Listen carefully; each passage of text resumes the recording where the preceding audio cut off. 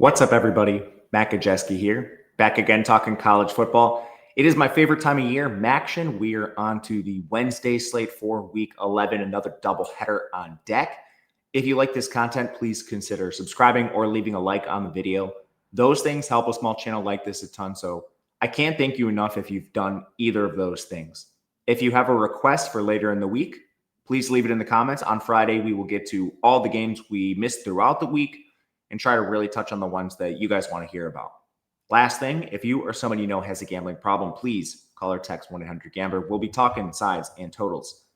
All right, kicking off Wednesday night action, we have Kent State and Ball State. A little bit of a greasier game towards the bottom of the conference, but by no means a bad one. Ball State comes in as a 1.5-point favorite with the total coming in at 47. This has the real makings of a good greasy game. Both teams probably a little better than expected. Certainly Kent State, most people thought they were going to be the worst team in college football. But so far, they've come up with 3 wins. They beat Merrimack. That was a very close game, 21-17. But they blew out UMass. And then they recently beat Bowling Green. And they had a 90% post-game win expectancy in that 3-point win. The only caveat, Bowling Green did have their third-string quarterback in for most of that game, but still. Good job, Kent State. You're a lot better than we thought. In between all of that, they lost to the P4 teams. Usually, you would expect them to: Texas Tech, Florida State, and Oklahoma. But they also played Buffalo to a field goal, and the only blowout loss they took to a MAC team was Toledo. So far, so good for Kent State as far as program growth. Ball State has been similar. This team lost to the P4 teams they faced. They have wins against New Hampshire. That was by 5 points. Then they beat Ohio with a 41% post-game win expectancy, and they knocked off Akron. That game was a little weird, 62% post-game. Both teams did have 2 turnovers, but this maybe could have been a little worse. Ball State's turnovers both were within the game, like the middle of it, and Akron's both came on the final 2 possessions as they tried to claw their way back from a 2-touchdown deficit. So turnovers, Ball State didn't really rely on those to get the victory. Anyway, in their losses, UConn, they lost by 6, but they actually had an 82% post-game win expectancy there. Their only blowout loss is against Western Michigan, 42-0. In their last game, they did drop a contest to Northern Illinois. This was a game where both teams had 3 turnovers, and this one was really, really out of hand. Northern Illinois threw an interception at the Ball State 4. They had a turnover on downs at their own 42. They fumbled at the Ball State 22. Fumbled at their own 21 at the end of the game. But Ball State as well missed a field goal, threw an interception at the Northern Illinois 38, threw another one at the 13, so 2 within territory to score. Very, very messy game, so that's how you get some outcomes like this. For injuries in this game, and this is important, injuries are similar to Conference USA in the MAC. You need the injury report. It comes out an hour before kickoff. Just Google MAC injury report football. You'll get it. Nylan Brown at linebacker for Kent State, Angelo Stock still at defensive back, and Tevin Tucker at defensive back. So a couple defenders. For Ball State, it is Micah Wing on the defensive line and Joey Stemler at linebacker that you need to monitor. For quarterbacks, Drew DeShields has taken over for Kent State. He has a 55.5% completion percentage, 7.8 yards per attempt, 8 big-time throws, 5 turnover-worthy plays. A little more of that gunslinger mentality. Somehow he's only taken 8 sacks on a 39% pressure rate. And his receivers do have an 8.1% drop rate. So the infrastructure is not great. It was never expected to be.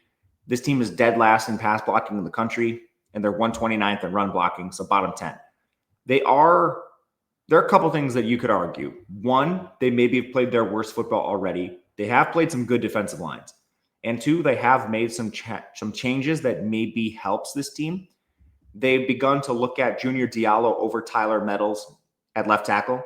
They begin to look at Boston Kroll over Matt Pajusa at left guard. The interior is already the strength. If we could find some answers at tackles, and especially getting Meadows off the field, maybe Kent State could climb towards the bottom 20 rather than the bottom 10. But the biggest thing here, Drew DeShields uses his mobility effectively, even with this weakness. Now you get to the skilled players. It's definitely not good. They're 135th in rushing, but they didn't have Jordan Newbin for most of the year. He's back now. Still only 4 yards per carry, so you're not looking at anything electric. Gavin Garcia leads. He led in his stead, and he's now a change of pace. Their receiving game actually comes in 76. They do have some explosive plays. We've seen Darius Clark have good games, but Cale Wolford leads the team with 395 yards, followed by Deshaun Martin at 257.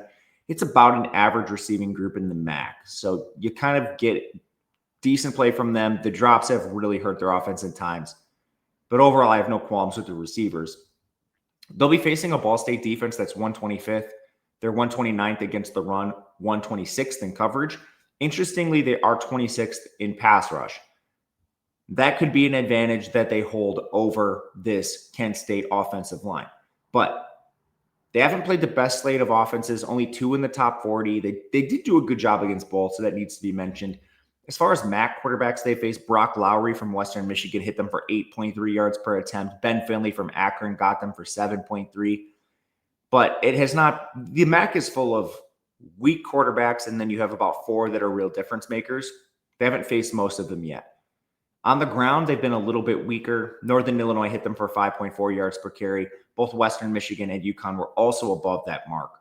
The best players on this group, definitely the edge rushers with Nathan Voorhees and DeJuan Eccles.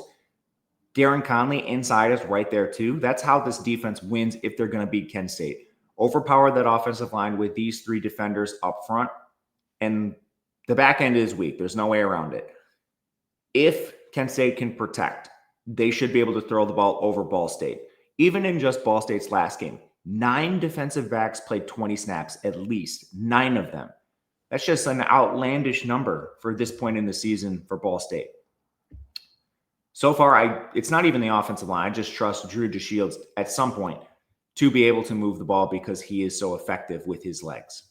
So I do think Kent State has some ability to score. Not a lot, but some. For Ball State, under center, Kyle Kelly is back. You know, this guy started in 2023. In 2024, they moved him to defensive back. This year, they moved him back to QB. And he's a runner first and foremost. He leads this team with carries. He is one of the highest rushing shares among quarterbacks in the country. Like 40% of this team's carries or something wild go to Kyle Kelly. As a passer, it's not great. 57.5% completion percentage, 6 yards per attempt, 1 big-time throw, 8 turnover-worthy plays, and 29 sacks. The pressure rate is 40%. It's awful, but his 31% pressure to sack ratio is also way too high. Not to mention the receivers have a 12% drop rate. That is among the highest in the country. But the big difference between these quarterbacks, they're both under pressure constantly. The difference is Kyle Kelly converts a lot of those to sacks, whereas Drew DeShields finds a way to avoid negative plays. Now, mentioned it, 41% pressure or 40% pressure to sack ratio. This team is 115th in pass blocking, 131st in run blocking. It's not good. They've also played a lot of bad defensive lines. Whereas Kent State's played mostly good defensive lines, this has the chance to get worse for Ball State. They're also rotating a couple guys. Left tackle Chris Hood and Adam Dolan are playing, platooning, if you will. Neither are good. Their only above average offensive lineman is one of their guards, Isaac Luke. So this is a real problem. And then their skill position players are quite bad. Your rushing attack is comprised of Kyle Kelly and Quay Ashley, who is at 5.1 yards per carry. That's all right, but you don't have a lot else. And then the receiving room, Chan Magwood leads this with 238 yards. It's a weak unit overall. They come in 127th in receiving efficiency. Now, Kent State's defense also not very good. It kind of mirrors Ball State in a way. They're 130th, 119th against the run, 128th in coverage, but 64th in pass rush. They've only played 2 decent QBs, I would say, so far, especially from the low-level competition. When I talk about this, I'm kind of avoiding the P4 teams because obviously these defenses get slaughtered by those teams. Tucker Gleason got them for 11.7 yards per attempt, and then Buffalo's Taquan Roberson used to be on UConn. My bad there. Buffalo's Taquan Roberson, 8 yards per attempt. The other MAC quarterbacks they faced were like A.J. Hairston from UMass and Baron May, the third stringer from Bowling Green. So it's hard to look at the whole body of work. They have been decent against the run in MAC play. No MAC team is above 4.9 yards per carry. Buffalo got them for that. Up front, I think their best players are probably all on the front 7. Jamon Mathis on the edge, Jelani Davis at defensive tackle, and C.J. Young at linebacker. They are weaker in the secondary. So right away, both of these defenses set up pretty well against the opposing signal callers. Your better players are up front, even if it's kind of imbalanced towards the pass rush. That's good for two teams that are better running the ball than anything else. Ball State certainly cannot throw the ball. And Kent State, they've kind of lived through a couple explosives. They definitely do not have a strength in the pass game. I lean towards an under at 47 here, and this might be one we actually get to. Pace is very slow. Kent State's 119th. Ball State is 106th.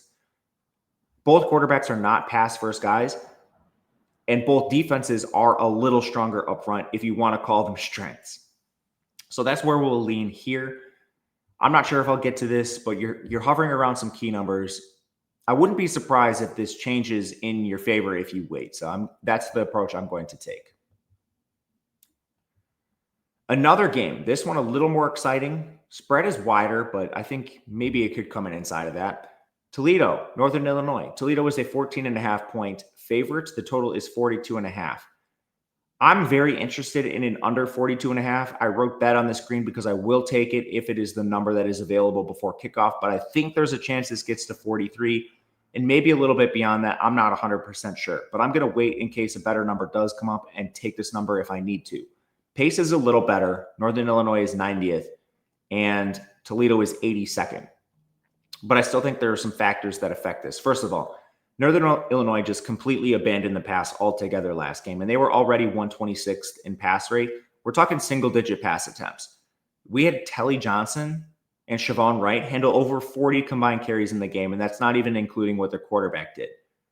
So this team will completely abandon the pass if they have the chance to. My only real question with that, they were winning in their last game.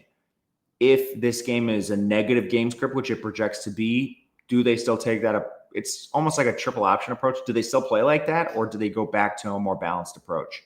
We know a little more what we're getting with Toledo, but before I get too far ahead of myself, it's been a very tough year for Northern Illinois. They have 2 wins, Holy Cross, a 2-point win, and Ball State. We talked about that game already, full of turnovers. But that was also the game where Northern Illinois abandoned the pass. In between all that, some pretty brutal losses. Their close ones include a loss to Eastern Michigan, 16-10. They lost to Miami, Ohio, 25-14, which is relatively close. And they lost to San Diego State 6-3.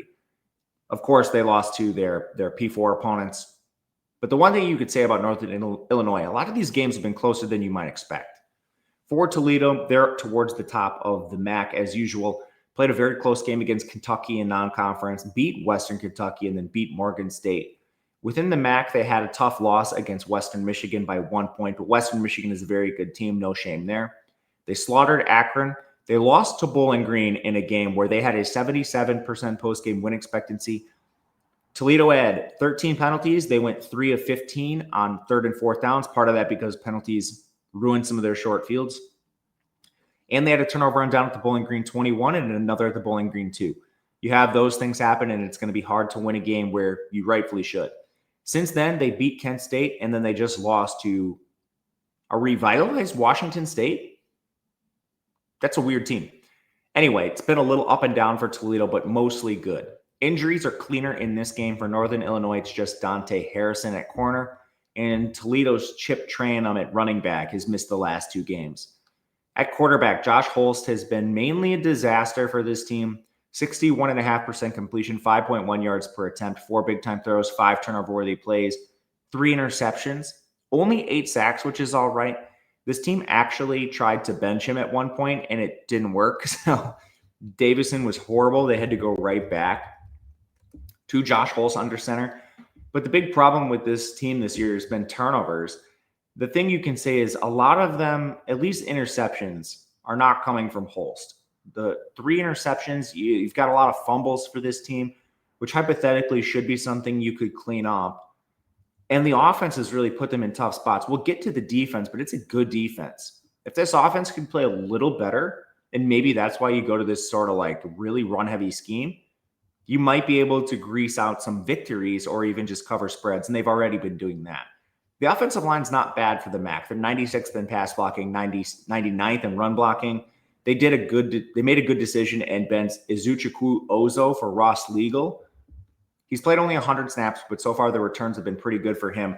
Ozo was awful. If you continue with decent play from Legal, that could give you 3 legitimate offensive linemen.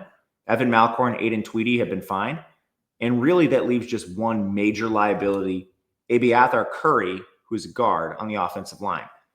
These skill players aren't great for this team. It's just they lost so many guys this offseason. Kelly Johnson leads the running back room with 6.2 yards per carry, but Siobhan Wright's very involved. They basically just take a hot hand approach at the running back position, and Holst will be somewhat involved.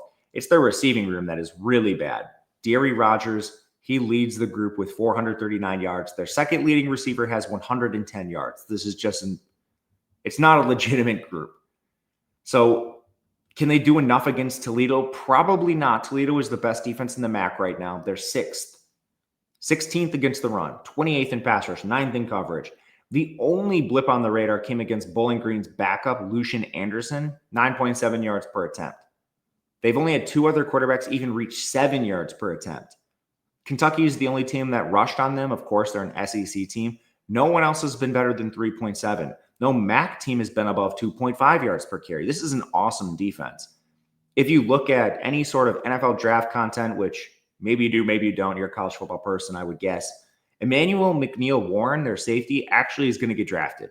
He's a legitimate all-conference player for Toledo. And then up front, you have Malachi Davis, going to get some sort of all-conference honors. Same for Martez Pointer at defensive tackle. Same for Kayvon Sherman at linebacker and Andre Fuller at corner. This is the best defense in the conference. And you're playing arguably the worst offense outside of UMass. Shutouts are live. Shutout is definitely live for Toledo. On the Toledo offense, Tucker Gleason has a 64% completion percentage, 6.8 yards per attempt, 13 big-time throws, 6 turnover-worthy plays, 5 interceptions. He's run a little bad there. Only taken 8 sacks this year on a 32% pressure rate. His receivers do have an 11% drop rate, but I still consider Tucker Gleason among the big 4 quarterbacks in this conference. I think the skill position players are pretty good for him. The 10% drop rate, 11% drop rate, it's in between. That is inexcusable. But there's some pretty good skill players, especially if Chip Tranum returns, and he was questionable for their last game before they ruled him out. I don't know what he's dealing with, but he is a difference maker, 5.8 yards per carry. If they drop to Kenji Christian behind him, you go to 5.2. He's decent in relief. He's just not as dynamic as Tranum. And then Gleason, he's more mobile usually. This season's been a little weird. He only has 71 rushing yards. In the past, he's run more. So we'll see if that continues. They do have an alpha receiver. Junior Vander Ross has 608 yards. He's awesome. They added Trayvon Rudolph from Northern Illinois. He's the second leading receiver at 333. And then Jacob Peterson's your third leading receiver at tight end. So it's a very good skill position group. The offensive line is sort of imbalanced. They're 122nd in pass blocking, 53rd in run blocking. But they're also making some decent changes. Stephen Gales has mostly been benched. You'll see a handful of snaps from him. But otherwise, first of all, they played some good defensive lines. Northern Illinois has not.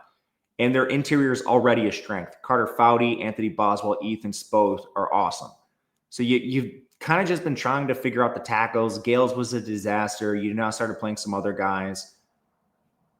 I think it's the worst, or at least it was the worst it will be all year. There's a chance it gets better. So all that helps this Toledo team.